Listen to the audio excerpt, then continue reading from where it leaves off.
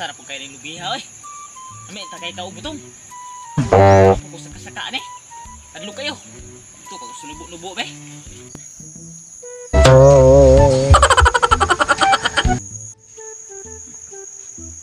Patay ko na tagya ron, Bre. Patay dyan ang butong ka ron.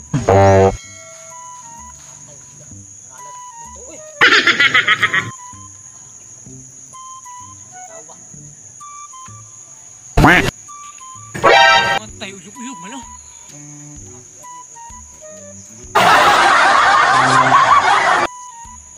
Patay na adyo ngawat sa akong lubi ba? Adik ko masaba nga ako'y tag-iya kay Dara. Dili na siyang dagan. Para makakaong kong butong. Sulbad din ang problema ron. Itago ko siya. Di ko ibalan ako'y tag-iya.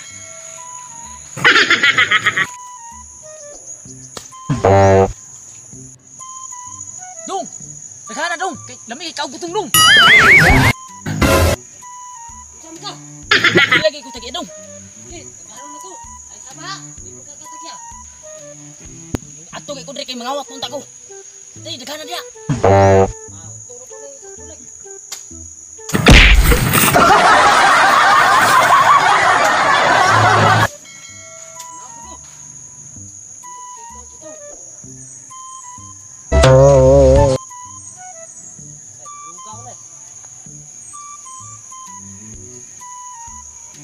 Saba ka? Kau tak butong. Di lagi kay kalmi ikaw. Kau butong niya. Wala na sundang. Kana imo sundak. Ura ka ugay. Ako masaka. Bukul na ko isa. Kami ay butong ay. Alamiya na oy. Sakto mo kay kamkog butong. Oh, makapatol sakto-sakto makapatol na. Ako pa nga. Gikuan na ako ng butong ko. Kaya gikan mo ka ana-ana. Okay. Sikulang ba? Ako ang gidugagan. Kami adyo ni butong dai baya eh.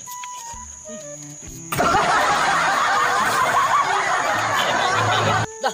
Mas basa mo ka ano nya. Wala ba siya ikisaka? Manghatag gani, manghatag.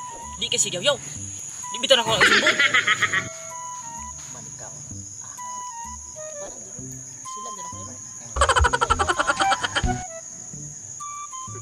Nama si istorya. Saya istorya mo rabay. Ay, wala ba eh? Nala ko gilingit-lingit dito kay tamang ilang dam ko dito ko.